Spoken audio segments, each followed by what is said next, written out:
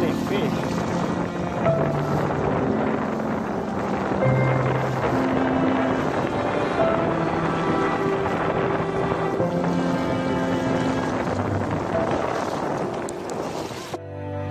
Nung je chỉ là chế cơ thể một vị nè.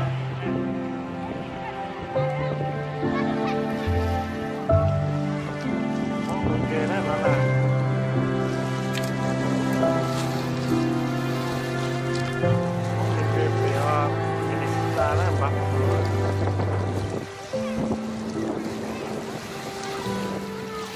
tụi nó nán nung dê á nhá mình sụp ra nè nú trout nú crappie nú buffalo nú bridge nú sunny fish nè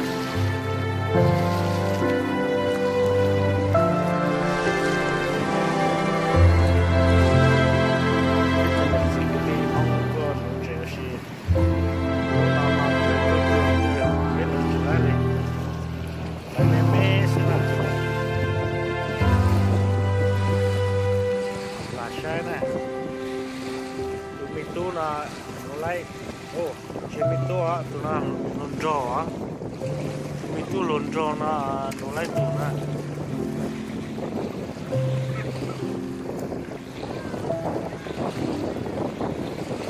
tất cả nó còn nè ít cho là cô chỉ tua ba tỷ tê ba tỷ là ít chuyện mua nè lấy nó có tí tí xíu lúc không là thay một giờ chứ là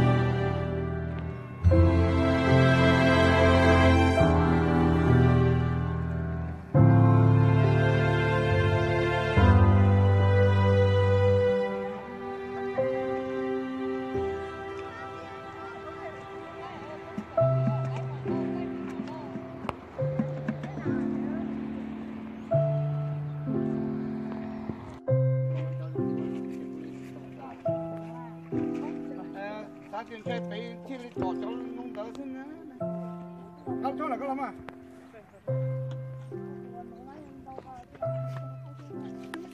这样子，这好多了，好了，记住。喂。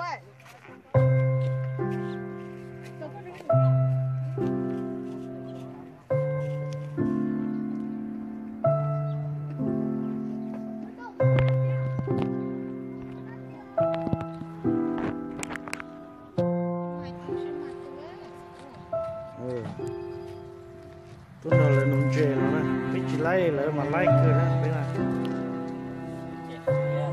lấy nhóc họ chơi trong đấy nông chè mà ít xí tôi biết mà, chụp có chơi chỉ lấy, nó lấy chè to nữa, lấy chè to kia nữa.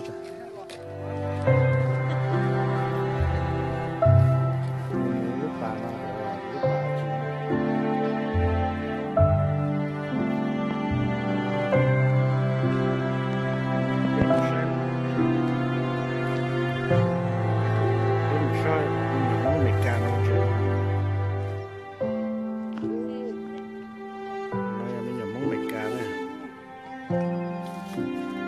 Minnesota đó, chứ mình nhỏ mong mình cả nhá Minnesota đó.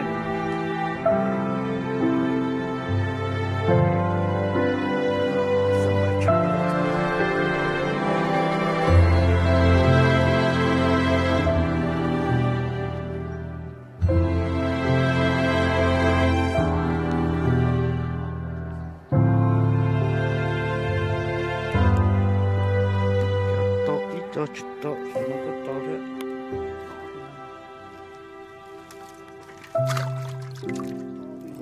Tụi nó lót chứa đấy rồi. Tụi nó nè tôn để quá nữa là.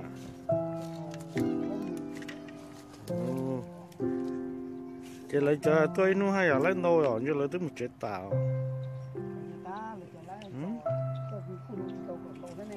Nhớ. Yeah.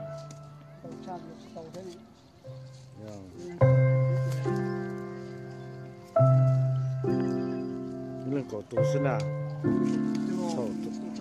Thôi ý lên bế cho tủ lại bắt thủ này rồi. Thì tất cả cổ chi thì cổ sư. Thì nó vậy chi chứ vậy.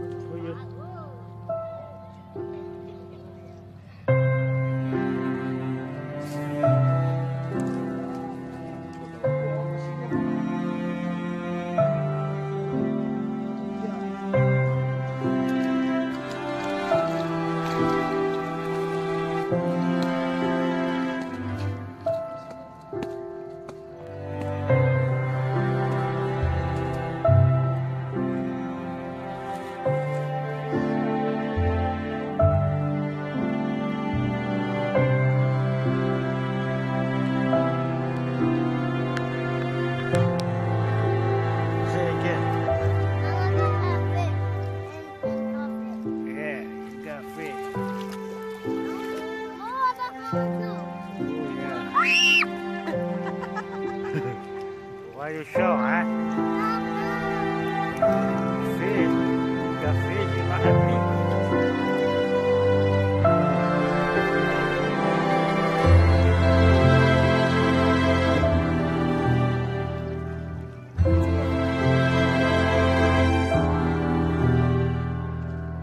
Itu nuk crappie na na. Bây giờ họ chơi nó buffalo na. Nuk crappie tầm Buffalo, Minnesota na.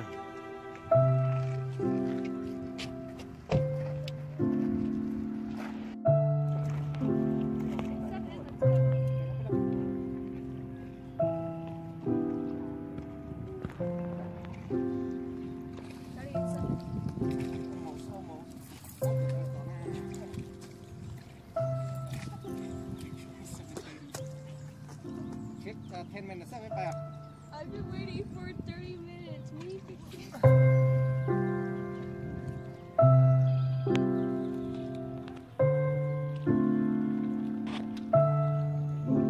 Hai sân này lại thế này.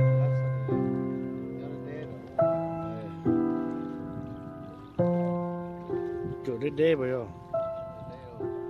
Hmm.